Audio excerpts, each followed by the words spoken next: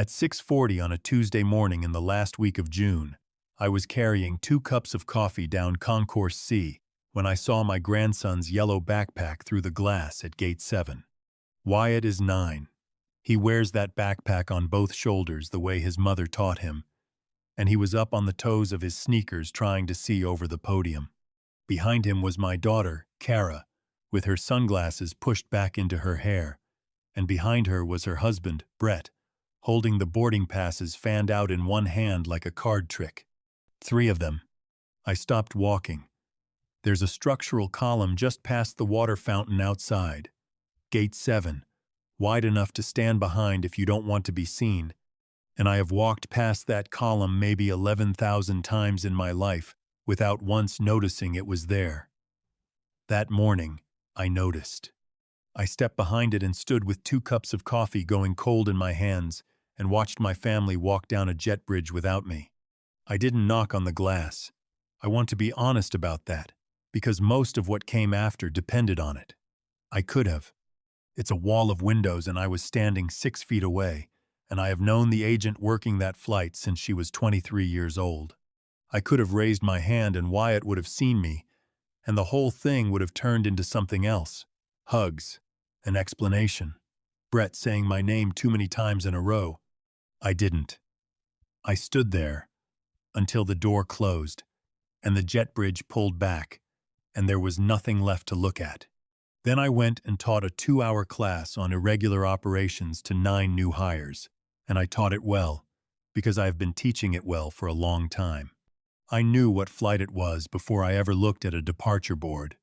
The 7:15 to Dallas, connecting down to the coast. Same flight it had been for 6 years running. I knew because I used to be the one who booked it. I'll explain this part once. I gave 34 years to an airline, Cardinal Airlines, out of this airport, starting on the ramp in 1987 when I was 32 and had a bad back already and didn't know it yet. Then the ticket counter. Then the gate, which is where I stayed, because the gate is where you find out whether a person is any good. When you retire from an airline with that kind of time in, you don't walk out with a gold watch. You walk out with travel privileges. 2 kinds, and the difference matters. The first kind is a short list of registered people, family, usually who can fly standby the way I do, for almost nothing, for as long as I'm alive. I put their names on the list. I take them off. Nobody else touches it. The second kind is an allotment. Every year the company drops a block of single-use passes into my account. Those aren't tied to a name. Anybody can use one. You hand it to a neighbor, a nephew, a fellow you play cards with, and they fly for the cost of the tax. It's the one thing an airline gives you that you can actually give away. Both kinds hang off the same hook. My employee number. And my employee number is attached to every day I ever worked. That's the whole thing. That's the treasure. A man who spent 3.5 decades getting other people where they were going gets to keep a little of it for himself. I registered Kara the week I retired, Brett the same day, because he'd married her, and that's how it's done. Wyatt when he was old enough to need his own seat. And I gave Brett the login to the portal because he handled the family travel and I was tired of being the switchboard. If you know what it's like to be the one who arranges everything and then finds out you weren't part of it, you already know how this story feels. Subscribe to Wise Dad Stories if that's a feeling you recognize. 6 Junes. That's what those passes bought. Gulf Shores, Alabama, in a rented house 4 blocks off the water with a screen door that hung crooked and never once got fixed the whole 6 years. I could have fixed it in 20 minutes. I never did, because it made Kara laugh every time it stuck, and after a while the stuck door was part of the trip. I was there for all 6 of them. When a man tells you he was left out, you start picturing years of him standing outside. I wasn't outside. I was in the kitchen at 6 in the morning, making eggs for people who were still asleep. I was the one who knew where the beach chairs went, and which grocery store was open Sunday, and how long the drive back to the airport really took, as opposed to how long everybody thought it took. That first year, 2018, Kara went into the water in her clothes. She'd been standing at the edge with her jeans rolled up, 35 years old and a mother, and a wave came in bigger than the ones before it and knocked her flat. She came up laughing so hard she couldn't get her feet under her. Brett was up at the house on a call. Wyatt was 3, asleep in a stroller under an umbrella. It was her and me and about 6 other people on a mile of sand. I stood in the shallows with my hands out to pull her up, and she waved me off, still laughing, and got herself up. I have thought about that afternoon more than any other part of those 6 years. I don't have a good reason. She just looked like herself. She looked like a girl I knew. I was there for all 6. I was also, I understand now, working for all 6. On the windowsill above my kitchen sink there is a quart jar with sea glass in it. The rule started by accident. First trip down, Kara found a piece of frosted white glass in the tide line and held it up and said, "We should keep one from every year." Then Wyatt got old enough to walk the water's edge, and the rule sharpened up on its own, the way rules do with kids in them. Whoever spots it picks it, not whoever's oldest. Not whoever's arm is longest, whoever spots it. Wyatt had spotted the last 3 years running. He took it seriously. He'd walk that tide line with his head down like a man looking for a dropped contact lens, and he'd come back with something the color of a beer bottle and hand it to me and say, "This one's good." Grandpa, and I would agree with him because it was. The night after I stood behind that column, I couldn't sleep. I got up around 1 in the morning and stood at the sink in the dark and counted the pieces in that jar. I wasn't looking for anything. It was just something to do with my hands at 1 in the morning. 6 trips, 6 pieces. There were 7. I set them back in one at a time and went to bed. And I want you to notice that I did not do anything about it, because that's the part of me this whole business finally taught me to see. The break room at the training center has a coffee maker that's been broken since spring and a table with one short leg. Roz Dieter has worked gates in this building for 22 years, and she sits at that table at 10:15 every morning like it's on a schedule somewhere. Thursday, she asked me how the water was. I said, "What water?" She said, "The Gulf." Then she looked at me the way you look at a step that isn't where you thought it was. She said she'd assumed I was down there with them. I said I was standing right here, wasn't I? And Roz, who has told me the truth about every difficult thing that has ever happened in this building, including a couple I'd rather she hadn't, said, "Huh." Then she asked whether I'd heard they were repainting the sea gates. I watched her change the subject. That's a thing you learn on a gate. You don't just hear people, you watch where they put their hands and which way their shoulders turn. Roz turned away from me by about 15 degrees and started talking about paint. She wasn't hiding anything. Roz has never had a bad intention in her life. She'd said a thing out loud and realized halfway through that she'd been assuming it for a while without ever examining it, and she had nowhere to put that. But she'd been assuming it. That was what stayed with me on the drive home. Retirees can look at their own travel history. It's a portal, and it's ugly, and it has looked the same since about 2009. You log in, and you see every non-revenue booking made under your number. Date, flight, name. I opened it at my kitchen table at 11 o'clock on a Wednesday night with a glass of water and my reading glasses and absolutely no plan. I told myself I was checking whether I'd made a mistake. That's what I said in my head, in those words. "Curtis, you probably made a mistake somewhere, because that's easier than the other sentence. 3 years, 16 bookings I did not make. Some of them I could account for in a second. Kara flying to a conference, Brett going to Chicago for work, which I'd told him 100 times he was welcome to do. That's what the thing is for. But scattered through those 16 were names. 4 surnames I had never heard in my life. 2 of them traveled with people attached to Mrs., a couple of what had to be kids, judging by the fare codes, not on my registered list. They couldn't be. Those were my annual passes, the giveaway kind, spent one at a time out of a block I'd never once looked at. I read 4 names I couldn't place, and then I read them again. Petrie, that was one of them. I did nothing for 4 days. I did not call my daughter. I did not call Brett. I mowed the yard on Saturday and did the edging too, which I usually skip. I taught a Monday class on rebooking protocol and made a joke that landed. I bought a rotisserie chicken. A man who has spent his whole life absorbing things does not stop absorbing them in 90 minutes. He goes and finds something to be useful about, because being useful is the only sentence he knows for the feeling in his chest. On the 5th day, there was a padded envelope in the mail with my address on it in a 9-year-old's handwriting. It had taken its time getting to me. Mail from a boy that age goes by way of a kitchen drawer, an adult's coat pocket, and a stamp somebody finally found. Inside was a piece of sea glass, green, worn frosted all the way through, about the size of a nickel, and a note on a half sheet of notebook paper, folded twice. "Grandpa, I spotted this one, so it's yours." It was by the rocks. Mr. Petrie's son found a whole shell, but I said shells don't count. Love, Wyatt. I sat down at the kitchen table with my coat still on. I read it 3 times. Not for information. I had the information after the first read.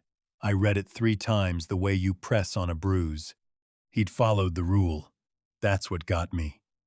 Every adult on that trip had quietly agreed that the rule about who gets included had changed. The only person who hadn't gotten the message was the 9-year-old. So he walked the tide line with his head down, looking for a piece of glass for a man who wasn't there. Then he found an envelope and a stamp and got it into the mail. Mr. Petrie's son. I got my reading glasses and opened the laptop and looked at the list again, and there it was, 4th one down. Petrie, 2 adults, 2 children, June, out of Kansas City. There was a Petrie family at the beach. I called the travel benefits office on a Tuesday morning. I'd like to tell you I called to report something. I called them the way you call the doctor about a thing you've already looked up. The woman was pleasant, and she'd clearly had the conversation before. I asked her, hypothetically, what happens if somebody hands out a retiree's annual passes to people the retiree has never met? She said the pass is attached to the retiree's record. She said if there's a misuse finding, it goes against the retiree, not the passenger, and revocation isn't partial. It's the whole benefit, for everybody on the list, permanently. She said it very kindly. She said it the way you'd tell somebody the parking garage closes at 10. I thanked her and hung up and sat in my kitchen for a while. For 3 years I had been carrying something. Not a secret I didn't know about it, but a liability, the way you carry a hairline crack in a foundation. Every one of those bookings had my number on it, my 34 years.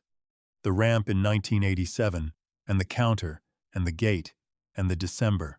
I worked 11 days straight through an ice storm and slept in the break room twice. All of it sitting in one file. And somebody had been spending against it to be generous with people whose business he wanted.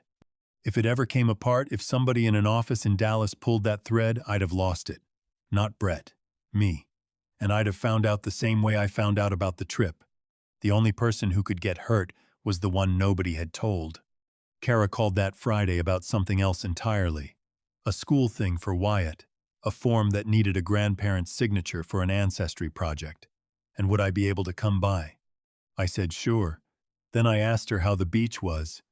There's a pause that happens on a telephone that's different from every other kind of silence, because you can hear the other person's room. I could hear their kitchen. I could hear a cabinet close. "Dad, how was it?" I said. It was fine. It was a smaller house this year. That was the whole thing. The house was smaller. It came together fast. And you know Brett does all the travel. I don't get into any of that. He just handles it. She took a breath. I meant to call you. I was going to call you the night before, and then it was 4 in the morning, and we were at the airport. I didn't say anything. We didn't think you'd want to, she said. I asked her when she'd stop thinking I'd want to. That's not fair. It might not be, I said. I'd like to know the answer anyway. She said she had to go get Wyatt from swim. Before I tell you what I found on the portal that night, I'd like to know what you would have done right there. Would you have pushed, or would you have let her go get her son? Tell me in the comments. I went back in after 10, not for the 4 names. I'd looked at the four names until they'd stopped meaning anything. The first thing I did was something I hadn't thought to do before, which was look forward instead of back. There was a booking in October. 3 weeks out from Columbus Day, 4 annual passes, Kansas City down to Scottsdale and back. A surname I didn't know. Somebody with a wife and 2 kids was going to Arizona in the fall on my 34 years, and it was already in the system, and nobody had asked me anything. So now there was a date on it. That's what changed that night. Up until then, this was a thing that had happened to me. After that, it was a thing that was going to keep happening on a schedule. Then I scrolled back, past the 3 years, and about 11 months in I found a booking so small I had no reaction to it for a full 10 seconds. One person. Kara. Kansas City to Wichita in the morning. Wichita to Kansas City that evening. Now, nobody flies that. It's a 3-hour drive, and there's a reason the airlines barely bother with it. You only fly it if the seat costs you nothing, and what you actually want is the day back. She'd come here. She'd been in this town about 9 hours and gone home. I knew what it was before I finished the thought. Her mother lives up in Hutchinson, 50 minutes northwest. Denise and I have been divorced 11 years, and it isn't a war. It's just over. Kara had flown in, driven up, spent an afternoon with her mother, driven back and flown home. And it hadn't occurred to her to call me. Not as a decision, not as a slight. She spent 9 hours inside a 16-minute drive of my front door, and I simply did not come up. That's not a conspiracy. Nobody conspires to do that. That's just what it looks like after a long time.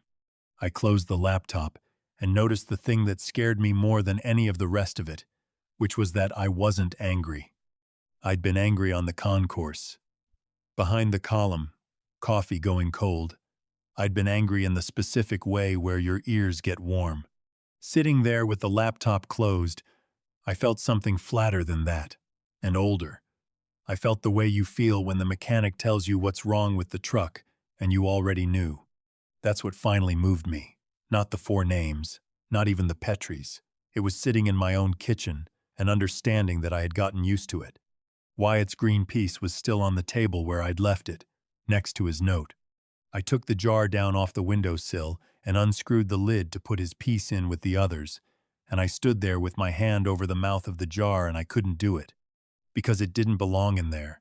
Every piece in that jar came from a trip I was on. That was what the jar was. If I dropped this one in, it would just be a jar with glass in it. It would stop meaning the thing it had meant, and I'd be doing to that jar exactly what had been done to me, changing what it was, quietly, and not telling it. I put the lid back on. I set Wyatt's piece on the sill by itself, an inch from the jar. Then I got my keys. Bread is easier to catch than to schedule. Ask that man for a meeting, and you'll get a text on Thursday, moving it to the following week with 3 exclamation points in it. So on Saturday morning, I drove the 3 hours to Kansas City, stood in a grocery store parking lot near their house, and waited about 40 minutes, which I didn't mind at all. Waiting is a thing I'm good at. He came out with a paper sack and his phone against his ear, and when he saw me, he did the whole performance. Hung up mid-sentence. Big, open arms. "Kurt, what are you doing up here? Does Kara know you're up here?" I said I wanted to ask him one thing. I asked him if he was giving my travel passes to his clients. I gave him the whole opening. I asked it flat, no accusation in it, in an empty parking lot, with nobody around, in a place where he could have said yes, and I should have asked you. That's a different story with a different ending, and I'd have driven home with the radio on. He smiled. He set the sack on the hood of his car. "Okay, so is this about the Petries?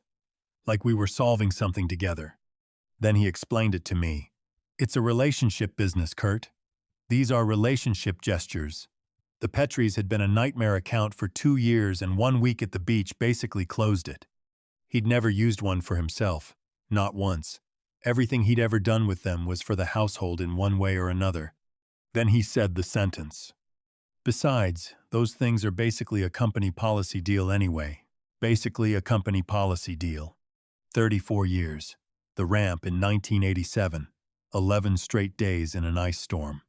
I looked at him for a second, and I did not say any of the things that were available to me, because I've watched men say those things at podiums for 3 decades, and it has never once changed an outcome. I said, "I'll see you Thursday." He said Thursday was tough, actually, and I was already walking. He called something friendly across the lot, my name and then something about the drive, and I got in the truck and didn't turn around. They came Thursday. Both of them. Kara had made a coffee cake, which she carried in front of her with both hands like a shield, and she set it on the counter, and nobody ever cut it. We sat at my kitchen table. The jar was on the windowsill behind me with the one green piece beside it, and neither of them looked at it once, because to them it was a jar. I had one sheet of paper. I'd printed it at the library, because my printer's been out of cyan since Easter. 16 bookings, 3 years, and one more in October. I read them out dates, flights, names, and I didn't editorialize, because when you read a list out loud in a quiet kitchen, the list does the work. Brett was ready for the first version. Favors, small stuff, goodwill. I said the Petries were 4 people for a week in June. He moved to the second one. Kurt, this is understood. In the industry, everybody with a benefit like that treats it as flexible. This is not some... I said I'd called the benefits office on Tuesday. Then I told him what they'd told me, that it attaches to my record, that if it comes apart on me, and it comes apart on all of us, and it doesn't come back. That landed. I watched it land. He hadn't known. I'll give him that much, he hadn't known, because he'd never once been curious enough to ask. So he went to the third version, the one that's always underneath. He got quiet and reasonable. Kurt, nobody was using them. I said I wanted to ask one more thing and then I'd stop. Why wasn't there room for me? He didn't answer. I gave it a long time. I've sat across from angry people at podiums for 34 years, and I have never in my life been afraid of a silence. He looked at the table. Then he looked at Kara, and that's the tell right there, when a man looks at his wife to find out what he's allowed to say. Kara answered. She said it to the tabletop, in 6 words.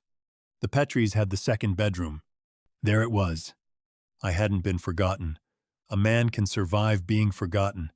Being forgotten is an accident, and it means nobody meant anything by it. I had been moved. Somebody looked at a house with a fixed number of bedrooms and made a decision about which people in it were producing a return, and I came out on the wrong side of that arithmetic, on my own passes, on my own 34 years. And then everybody at that table got on a plane at 7:15 in the morning out of a gate I used to run. The reason I was standing behind a column instead of at that podium is that the podium is where I'd have been if anybody had told me. That's what I couldn't get past, sitting there. It wasn't the beach. I've seen the ocean. It was that if I'd been anywhere in that terminal that morning as a person instead of a resource, the whole arrangement would have been visible. They needed me not to be there. I asked Kara one more thing, and it was the only question I put to her all night. I asked whether she'd been the one to say it out loud, or whether Brett had, or whether it just sort of arrived at the table one evening the way things do. I don't remember, she said. She said it fast, and then slower. Dad, I've been trying to remember since you called. There wasn't a conversation. That's the part I can't. She stopped. I would have had to think about you first. I believe her. That's what I've had to sit with since. There was no meeting. Nobody wrote it down.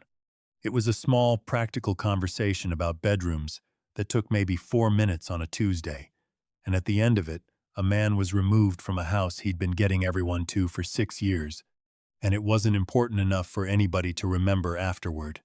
Kara started crying then, and I didn't comfort her. I want to be honest about that, because I have comforted that girl through every hard thing that ever happened to her, and this time I sat with my hands flat on the table and let her cry. It was one of the harder things I've done. Kurt, Brett said, tell me what you want me to do here. I said I'd already decided. Friday morning I called the travel benefits office at 8 o'clock, and it took 90 seconds. I removed one registered companion from my list, one name, Brett Hollinsworth, effective immediately. Then I asked her to lock the annual passes so that nothing comes out of that block unless I call it in myself, by phone, with my retiree number and the last four of my social. She said that was unusual but not a problem. She sounded almost pleased about it, the way people do when the system can actually do the thing you're asking. The October booking came off. She read the name back to me, and I said cancel it, and she said done. And that was the entire sound, the whole thing made. Kara stayed on the list. Wyatt stayed on the list. I said both names out loud to make sure she had them right, and then I said them again. I did not file a complaint. I said that out loud in my own kitchen afterward, so I'd have to hear myself say it. I'm not going to spend 34 years on that man's golf accounts, and I'm not going to hand him over to anybody either. Because I could have. 16 bookings, 4 surnames, and a phone number in Dallas. There's a version of this where a fellow makes that call and feels good about it for about a week. That version costs Kara her travel and Wyatt his. It costs Brett something that isn't mine to take, and it makes me a man who spent the last quarter of his life settling something. So I edited a list. That's the whole punishment. One name, off a list. What it meant in practice I found out slowly, mostly from things Kara let slip. 4 clients expecting a courtesy in the fall that wasn't coming. A conversation Brett had to have in September that he'd been putting off since July, and another one in October with a family that had already told their kids about Arizona. He'd spent 3 years being a man who could get you something, and the thing he could get you was never his. He never called me about it. That surprised me for about a month, and then it stopped surprising me. Kara calls now. Not every week, but she calls, and she asks a question and then waits through the whole answer, which she'd gotten out of the habit of doing. In August, she asked me carefully, like the words might be hot, whether there were other things I'd wanted to be invited to over the years. I said yes. She asked me to name one and I couldn't, on the spot, and we both sat with that on the phone for a second. Okay, she said. Next time, think of one first. Then I asked her about the 7th piece. I told her I'd counted the jar in the middle of the night and come up one over. She was quiet long enough that I thought the call had dropped. She said, "That's mine, Galveston." I didn't follow. "I was 11, she said.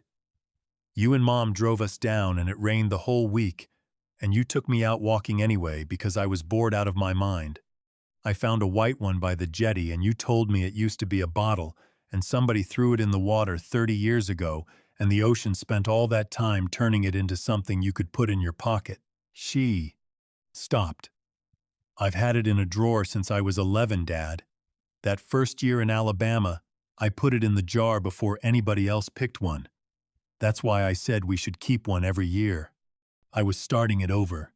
I stood in my kitchen and looked at the jar on the sill, and I could not tell you what I said to her, because I don't remember saying anything. That's not everything, but it isn't nothing either. In October, I took Wyatt to Denver. Just the 2 of us, standby, which meant we sat in the second-to-last row of chairs at Gate 12 for an hour and 40 minutes while the flight filled up. And I taught him how to read a departure board, how the 3-letter codes work, DEN, ORD, DFW, how to look at a flight 2 hours out and guess from the gate area whether there'll be seats, count the bags, count the suits, look for the families. He got LAX wrong 3 times, and then he had it, and then he wanted a harder one. They called our names last, the way they do, after everyone else was down the jet bridge, and the agent had started to close the door. Wyatt thought that was the best part of the whole day. He thought being called last meant we were special. I've been called last a lot in my life. I let him have his version. Somewhere over western Kansas, he asked whether I used to work on airplanes. I said not on them, around them. He asked what that meant, and I told him about the ramp in 1987, and the belt loader, and the winter my hands cracked open across the knuckles because nobody wore the right gloves back then, and it was considered soft to complain about it. He listened to every word. Then he asked if I still had the gloves. Nobody in that family had asked me a question like that in a long time. I'd stopped expecting it, which is a different thing from not wanting it, and it took a 9-year-old at 30,000 feet to show me the difference. I picked up 2 more training shifts in the fall. 3 days a week now. New hires, which is more time in that building than I've spent since I retired. I don't need the money, and I've stopped pretending that's what it's for. 9 people a session who don't yet know how to talk to somebody whose flight just canceled. I know how. It turns out that's a thing you can give a person that nobody can hand off to anybody else. At home on the windowsill there are 2 jars now. The old one still has 7 pieces in it, 6 Junes, and a rainy week in Galveston in 1994, which I'd been carrying around for 30 years without knowing it. And beside it, smaller, a pint jar that used to have pickles in it. There's 1 piece in the small jar, green, frosted all the way through, about the size of a nickel, found by the rocks by a boy who was following a rule that everybody else had quietly stopped following. Whoever spots it picks it. That was always the rule. I spent 34 years getting other people where they were going, and I was good at it, and I'd do it again tomorrow. It took me until I was 69 years old to notice that in all that time, nobody had ever asked me where I wanted to go. I'm not angry about that anymore. I just started answering the question myself. So let me ask you, was 1 name off a list enough? Or should he have made the other call, the one to Dallas, and let it land where it landed? Tell me what you would have done. And if you believe a man can be patient without being powerless, subscribe to Wise Dad Stories.